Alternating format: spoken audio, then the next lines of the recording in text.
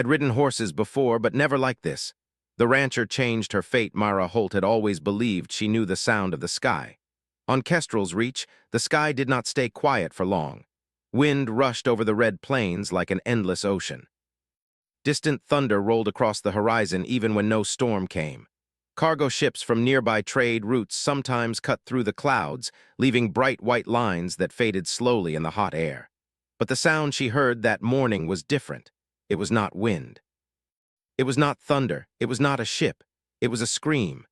Myra stood at the wooden fence of her ranch, one boot resting on the lower rail, her wide hat shading her eyes from the rising sun. Her herd of long-legged grazer beasts moved slowly across the field, their tails swishing lazily. Everything was normal, peaceful. Then the sky cried out again. She lifted her head and scanned the clouds. High above, something dark tore through the blue, trailing fire and smoke behind it. It moved too fast to be a ship and too large to be a falling rock. The air shook as it passed overhead. Myra's heart began to race. The object vanished beyond a line of distant hills, and a deep boom followed like the ground itself had been struck by a giant fist. The herd scattered in panic. Myra didn't think. She ran. She grabbed her old transport bike from beside the barn and kicked the engine to life. Dust flew behind her as she sped across the rough land, the wind pulling at her clothes and stinging her eyes. She followed the black trail of smoke rising in the distance. The land grew rocky as she climbed the hills. Sharp red stone cut through the soil, and dead trees stood like twisted hands reaching for the sky. When she reached the top, she slowed. Below her, in a wide, dry basin, something lay in the dirt. It was shaped like a horse, but not like any horse she had ever seen. Its body was tall and powerful, with long metal-like legs bent beneath it. Its skin looked like smooth silver plates, but lines of soft blue light pulsed between them like veins under clear water. Steam rose from its sides. The ground around it was burned black. Myra parked the bike and stepped closer, her hand resting near the small tool knife at her belt. Her breath was slow and careful. The creature moved. Its head lifted slightly, and a low, deep sound came from its chest. Not a growl, not a roar. Pain. Myra swallowed. She had seen injured animals before. Storms, wild predators, broken legs, bad births. Pain was something she understood. It didn't matter if the creature was flesh, metal, or something in between. Pain was pain. She moved closer. The creature's eyes opened. They glowed the same soft blue as the lines in its body. They locked onto her. For a long moment, neither of them moved. Myra raised her empty hands, palms out. "It's okay," she said quietly, even though she wasn't sure it could understand her. "I'm not here to hurt you." The creature's breathing slowed. The ground beneath its chest rose and fell in a steady rhythm. Myra took another step. She noticed the damage then. One of its legs was cracked open, the silver plates broken apart like shattered glass. Blue light spilled from inside, flickering and weak. The creature shifted, trying to stand, and failed. It let out another low sound. Myra felt something pull at her chest. She knelt. Her tool knife wouldn't help with something like this. But she had repair foam in her bike's storage pack, used for sealing fences and patching metal gates. It wasn't made for living creatures, but it was all she had. She ran back to the bike, grabbed the can, and returned. The creature watched her the whole time. Slowly, carefully, she sprayed the foam over the broken plates. The white material hardened as it touched the glowing lines, sealing the cracks and holding the pieces together. The blue light steadied, growing stronger. The creature let out a long breath. Myra sat back on her heels. Sweat ran down her neck, even though the morning air was cool. "That's all I've got," she said softly. "You're going to have to do the rest." The creature shifted again. This time it managed to pull its leg beneath itself. It stood, shaky but upright. Myra smiled without thinking. Then the ground shook, not from the creature, from above. A shadow passed over the basin. Myra looked up. 3 dark ships moved across the sky, smooth and sharp like blades cutting through the clouds. They were not trade ships. She knew the shape. Corporate scouts, the kind that didn't ask questions and didn't take no for an answer. The creature turned its head toward the sky. The blue lines along its body brightened. Myra stood. "No," she whispered. "Not today." The ships began to descend. Myra grabbed the creature's reins. Then she realized there were no reins, no saddle, no handles. The creature lowered its head toward her. Its glowing eyes met hers again, closer this time. The air between them felt heavy, warm, alive. Myra reached out without knowing why. Her hand touched its silver skin. The world changed. Light rushed through her like a sudden wind, her thoughts stretched wide like the sky itself had opened inside her head. She didn't hear with her ears anymore, she felt. The creature's fear, its strength, its confusion.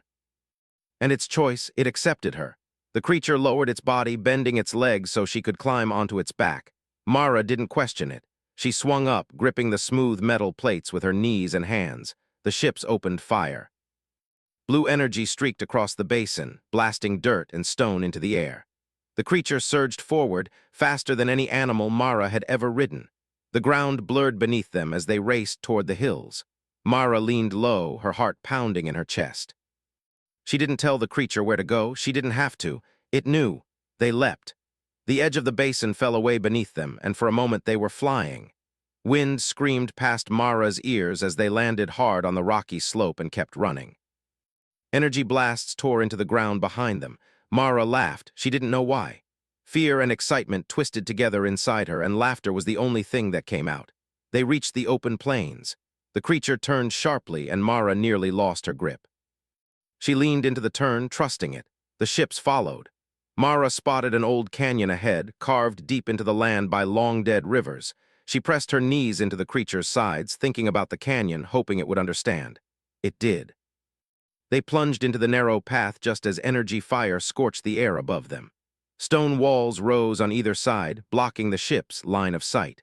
The creature slowed deep in the canyon, its chest rising and falling hard. Mara slid down from its back. She leaned against the cool stone wall and closed her eyes for a moment.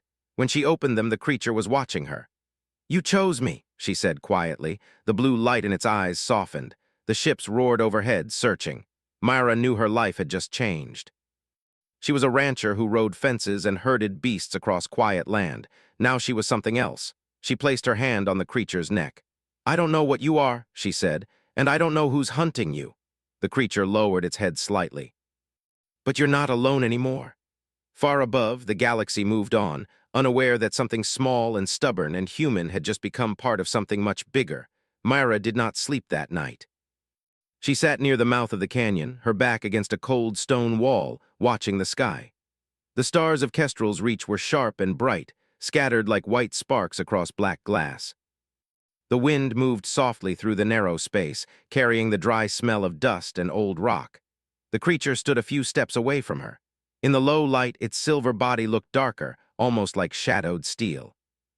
The blue lines that ran through its form glowed gently, rising and falling in a slow rhythm like a calm breath. It did not lie down. It did not move far. It stayed near her as if guarding her. Myra wrapped her arms around her knees. Every sound made her tense. The whisper of wind, a small rock rolling down the canyon wall, the distant hum of engines far above. She knew the ships would not give up easily. Whatever the creature was, they wanted it badly. She looked at it again. "You saved me," she said quietly. The creature tilted its head. She did not hear a voice, not with her ears.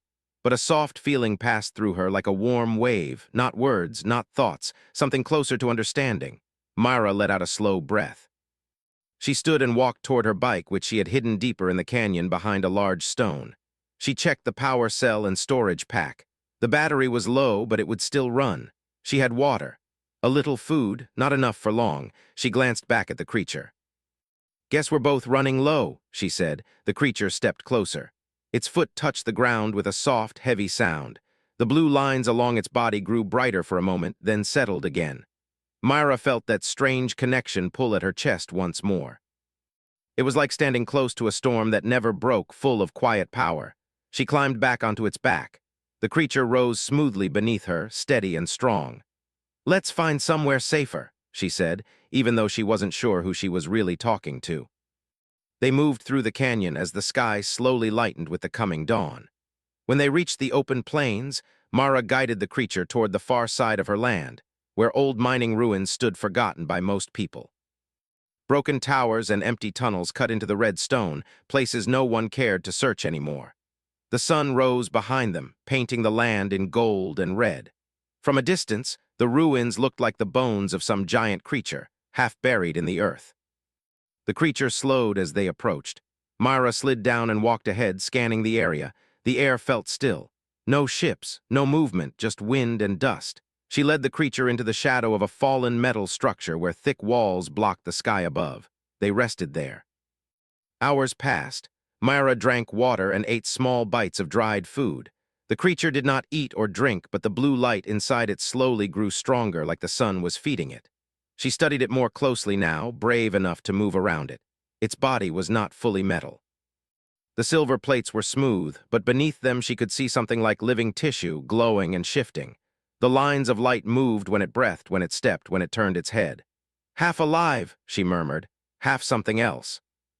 She reached out and touched its side again. This time the connection felt clearer. She saw flashes of memory that were not hers, tall cities under purple skies. Beings shaped like shadows and light, standing beside creatures like this one. Riders and striders moving together across wide battlefields of stars and fire. Myra pulled her hand back, her heart pounding. "This isn't just a mount," she whispered. The creature looked at her. She felt a quiet answer inside her, simple and strong, not just a mount, a partner. The sound of engines cut through the air. Myra froze. She rushed to the edge of the ruins and peeked out. Two ships flew low over the plains, scanning the ground with wide beams of white light. "They're close," she said. The creature lowered itself slightly, as if ready to move. Myra climbed onto its back again. Her hands shook, but her grip was firm. "Okay," she said. "Let's try something." She thought about the open land, the old riverbed far to the east, dry and cracked, full of winding paths and deep cuts in the ground, a place she knew well. A place ships would have trouble following.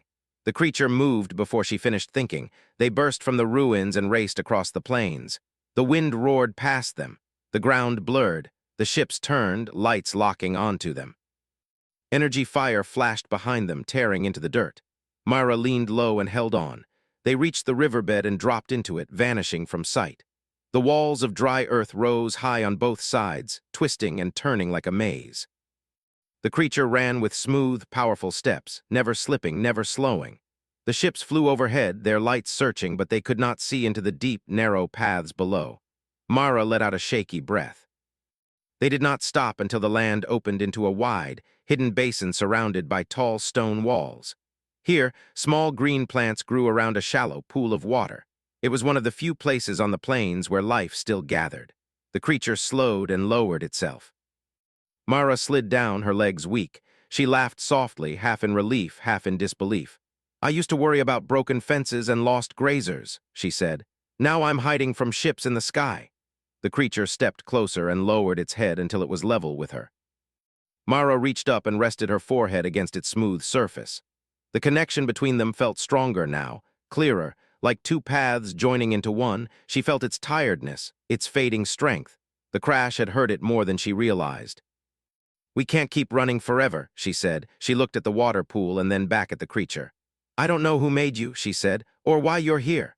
The creature's blue lines brightened and she felt a soft pulse of emotion. Loss. Myra closed her eyes. "Yeah," she whispered, "I get that." Her parents had built this ranch with their own hands. Storms and time had taken them both. All she had left was the land and the quiet life she fought to protect. Now even that felt far away.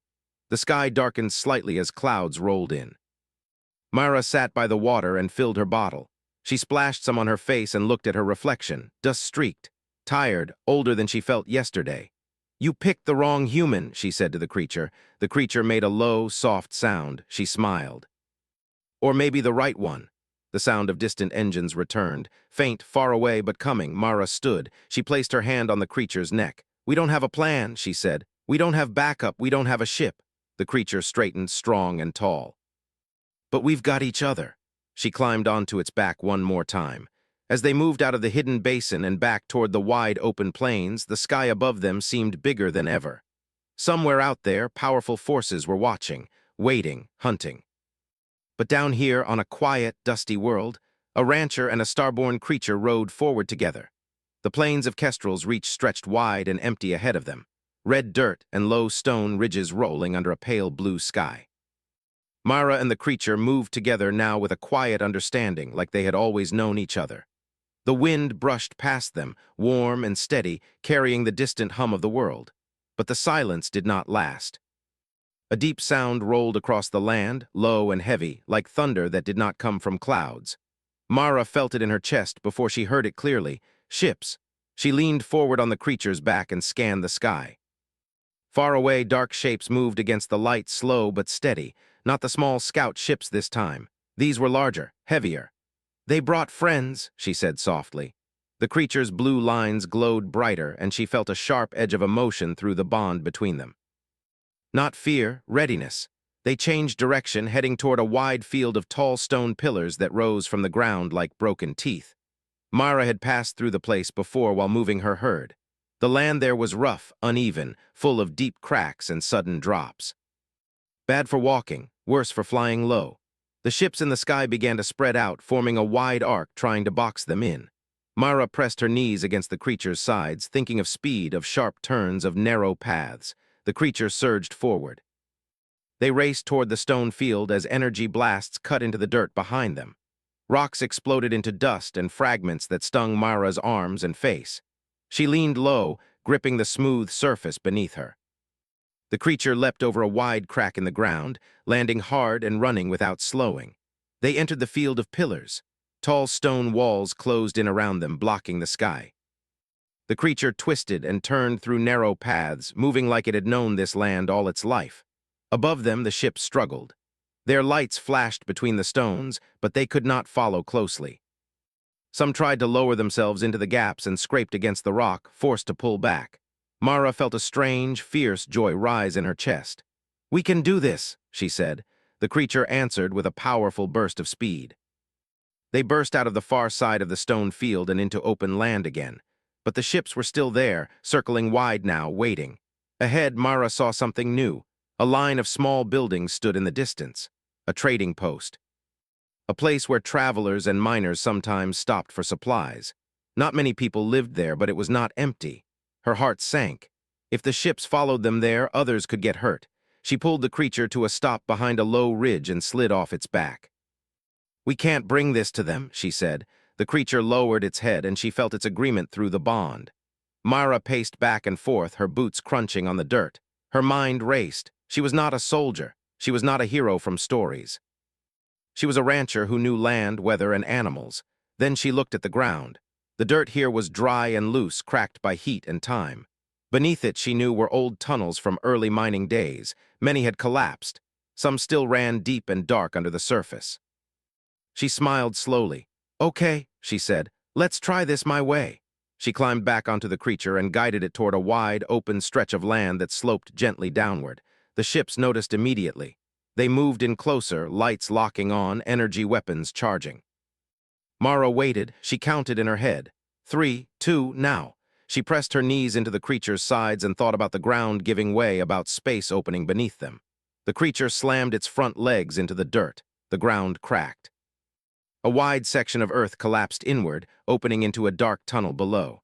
The creature leapt forward just as the dirt fell away behind them. One of the ships, flying too low and too fast, dropped into the sudden hole. It vanished with a flash of light and a distant boom. The other ships pulled up hard, scattering. Mara's heart pounded so hard she thought it might burst. She laughed, breathless and wild. "Did you see that?" she shouted. The creature let out a deep, powerful sound that vibrated through her bones, not quite a roar. Not quite laughter. The ship stayed high now, cautious. But they did not leave. They followed from a distance as Mara and the creature moved toward a range of low hills. Smoke rose faintly in the far distance. A camp. As they got closer, Mara saw the shapes of tents and parked ground vehicles. People moved between them, not traders, soldiers. Their armor was dark and marked with the symbol of a large galactic power, one that claimed to keep peace across systems. One that often decided what peace meant on its own terms. The ships in the sky slowed and circled above the camp. Mara felt cold inside. "They called for backup," she whispered. The creature stopped on a ridge overlooking the camp. Below, soldiers pointed upward, shouting and moving into position. Mara slid down from the creature's back and stood beside it. "I don't want to fight them," she said. "They're just doing what they're told." The creature's blue lines dimmed slightly, and she felt a quiet sadness through the bond. She took a deep breath and stepped forward into the open. She raised her hands high above her head. The soldiers froze, weapons aimed at her. A voice boomed from a speaker in the camp. "Human," it said, "step away from the bioconstruct. It does not belong to you." Mara swallowed. She kept walking, slow and steady. "It's not a thing," she called back. "It's alive." "It is a weapon," the voice replied. It was built for war. You do not understand what you are protecting. Mara stopped. She turned and placed her hand on the creature's side. I understand enough, she said. It's scared, it's hurt, and you're chasing it across my home. The soldiers shifted, uncertain. The ships above moved closer, casting long shadows over the land. The voice came again, colder now. Step away. Mara shook her head. No. The creature stepped forward, standing beside her, taller, stronger. Its blue lines flared bright against the dark sky. Mara felt its will flow into her, steady and sure. She raised her voice. You want it, she shouted. Then you'll have to go through me. For a long moment, nothing moved. The wind swept across the camp, carrying dust and silence. Then one soldier lowered their weapon. Another followed. The voice from the speaker did not return. The ships above hovered, uncertain. Myra stood there, heart in her throat, waiting for the sky to fall. It did not.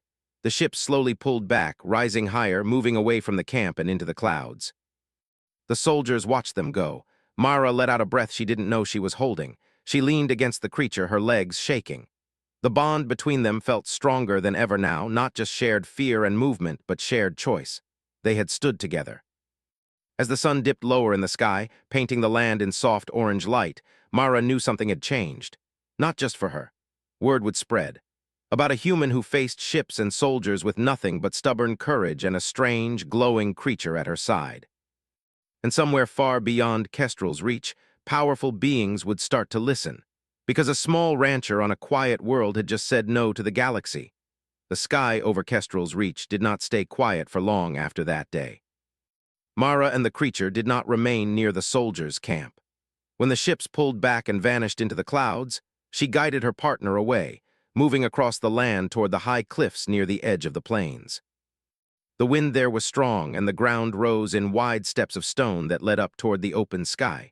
She did not know where they were going. She only knew they could not stay still. News traveled fast, even on a quiet world. Small ships passed high overhead. Signals crossed the air like invisible lines. Somewhere far away, people were talking about a human and a glowing creature who stood against power and did not move. Myra felt it in the bond between her and the creature. A tension in the air, like the moment before a storm breaks. They reached the cliffs as the sun dipped low. The land below stretched wide and empty, glowing red and gold. Far off, her ranch was just a small dark shape on the horizon. She looked at it for a long time. The creature stood beside her, still and quiet. I don't think I'm going back there, she said softly. The creature did not answer with words, but she felt understanding move through her, calm and steady. They rested that night among the tall rocks, hidden from the open sky. The stars came out bright and sharp. But even their beauty could not hide the growing feeling that something big was moving toward them. Before dawn it came. A low, deep hum rolled across the land, stronger than any ship she had heard before. The ground vibrated under her boots. Mara stood and climbed onto the creature's back, her heart beating fast. She looked up. The sky was filled with light. A massive shape moved through the clouds, larger than any ship she had ever seen. Smaller ships flew around it like insects around a giant beast. Its body was wide and dark, marked with lines of glowing symbols that pulsed slowly. The creature beneath her tensed. The blue lines along its body flared bright. Myra felt a wave of memory rush through the bond. Not images, but feelings. Old fear, old battles, old loss. This is about you, she whispered. The great ship stopped high above the cliffs. A beam of soft white light shone down, touching the ground in front of them. A shape formed in the light. A being stepped forward, tall and thin, its body made of smooth, dark material that shimmered like shadow. Its eyes glowed a pale blue, the same color as the lines in the creature's body. Myra slid down from her partner's back and stood her ground. The being raised one long arm. Human, it said, its voice calm and deep. You carry what belongs to us. Myra took a slow breath. It doesn't belong to anyone, she replied. It chose. The being's glowing eyes shifted to the creature. It is a strider, it said. It was built to walk the stars and carry our kind into war. It should not walk beside you. The creature stepped forward, placing itself between Myra and the being. The blue light in its body burned bright. Myra felt its will, strong and clear. The being paused. You have bonded, it said. That should not be possible. Myra crossed her arms. Life is full of things that shouldn't be possible, she said. But here we are. The ground shook again as more ships appeared on the horizon, not just from one side, from many directions. Different shapes, different colors, different designs, more people were coming, some to take, some to stop others from taking. The being looked up at the sky, then back at Mara. "This world will become a battlefield," it said. "Because of you, because of it." Mara swallowed. She looked at the land around her. The cliffs, the wide plains, the distant ranch. She thought of the soldiers who had lowered their weapons, the people in the trading post who just wanted to live their lives, the quiet nights under open stars. "I won't let that happen," she said. The being studied her. "You are one human," it said. "You cannot stop what is coming." Myra placed her hand on the creature's side. "I don't have to stop it alone," she replied. The first shots flashed in the sky. Ships from different sides opened fire, blue and red and white streaks crossing the air. The massive ship above the cliffs raised glowing shields that shimmered like glass in the light. Mara climbed back onto the creature. "Let's move," she said. The creature ran. They raced along the edge of the cliffs as energy fire tore into the stone behind them. Rocks shattered and fell into the deep valleys below. The wind screamed in Mara's ears as they leapt across wide gaps and slid down steep slopes. Below them, small ships crashed and burned. Above them, larger ones clashed in the clouds, filling the sky with light and smoke. Mara saw something that made her heart twist. A small transport ship, civilian, slow and unarmed, spun out of control, smoke trailing from its side. It was heading straight for the ground near the trading post. Mara did not think. She turned the creature toward it. They ran harder than ever, the land blurring beneath them. The creature leapt off a high ridge, landing in a cloud of dust and stone. Mara nearly lost her grip, but she held on. The ship hit the ground in a rough slide, sparks flying. It did not explode, but it was stuck, half buried in dirt. Mara jumped down and ran.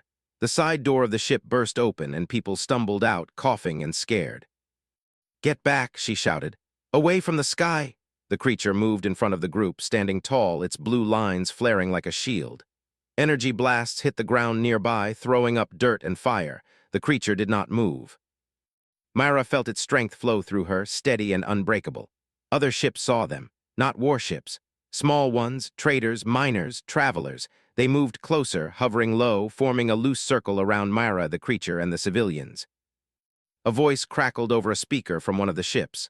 "We saw what you did back there," it said. "You stood up to them." Another voice joined in. "You're not alone." More ships gathered, creating a moving wall between the battle in the sky and the people on the ground. The being from the beam of light watched from above, silent. Myra stood in the center of it all, dust on her clothes, sweat on her face, heart pounding in her chest. She looked up at the massive ship in the clouds. "This is my home," she said, her voice carried through open channels and speakers. "These are my people. You don't get to turn our sky into your war." For a long moment, nothing happened. Then slowly, the great ship's lights dimmed.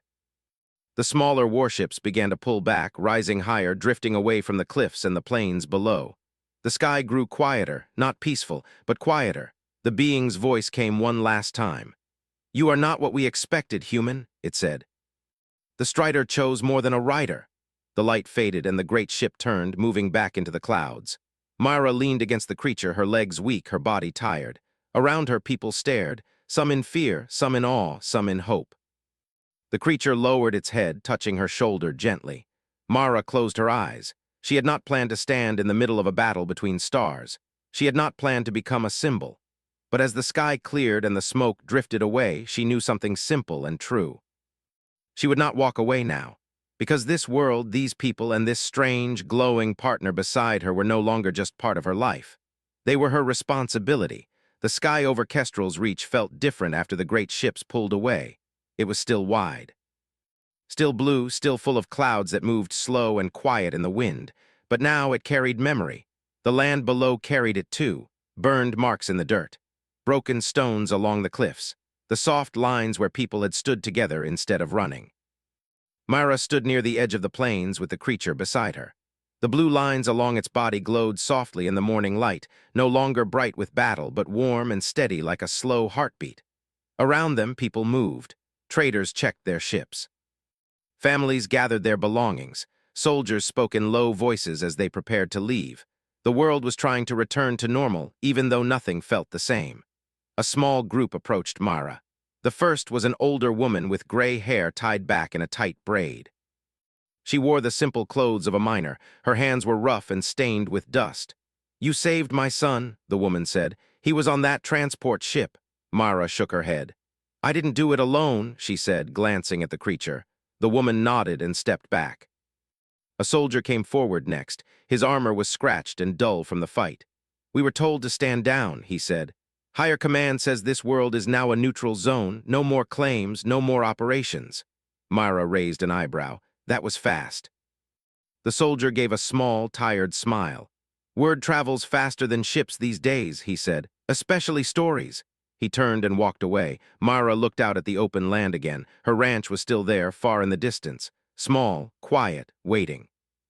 She felt the creature shift beside her. You want to go home, she said softly. The creature made a low, gentle sound. She climbed onto its back and they began to move. The ride back felt longer than she remembered. The land seemed wider, the sky higher. But when they finally reached the familiar fences and low buildings of her ranch, Mara felt a tight knot in her chest loosen. The gates were broken. Some of the grazing fields were scorched, but the place still stood. She slid down and walked to the old wooden fence where this strange journey had begun. She rested her hands on the rough wood. I don't know how long this peace will last, she said. The creature stepped up beside her. She felt a calm answer through the bond. Not forever. But long enough. They stayed there for several days. People came and went. Some brought supplies, some brought questions, some just wanted to see the human and the glowing creature for themselves. Myra spoke to them all, but she never made promises she couldn't keep. I'm not a leader, she told them. I'm not a hero, I just didn't step aside. Most of them nodded, some smiled. One evening, as the sun dipped low and painted the sky with soft orange light, a small ship landed near her ranch. It was sleek and clean, marked with no symbols of power or war. A single figure stepped out, the being from the beam of light. It walked slowly toward Myra and the creature, its movements smooth and careful. I came without weapons, it said, without ships in the sky. Myra crossed her arms but did not move. The being stopped a short distance away. The striders were made long ago, it said. We believed we controlled them, that they were only tools. The creature's blue lines glowed softly. You were wrong, Myra said. The being inclined its head. Yes, it said, we were. It looked at the creature, then back at Myra. The bond between you is changing it, the being said, and changing us. Myra tilted her head.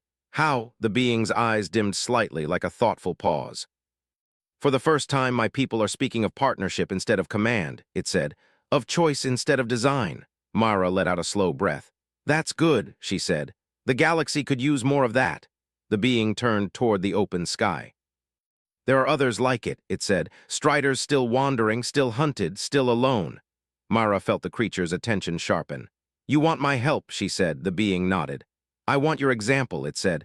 Not your strength, not your weapon, your choice. Myra looked at her ranch, the fence, the fields, the quiet land she had fought to protect. She looked at the creature beside her, the partner who had fallen from the sky and changed her life. I can't leave this place forever, she said. It's my home. The being waited. But I can show others how to stand, Myra continued. How to say no, how to protect instead of take. The creature lowered its head slightly, touching her shoulder. The being inclined its head again. That will be enough, it said. The small ship lifted into the air and vanished into the clouds. Life slowly settled into a new rhythm. Myra repaired her fences. She guided her herd across the fields again.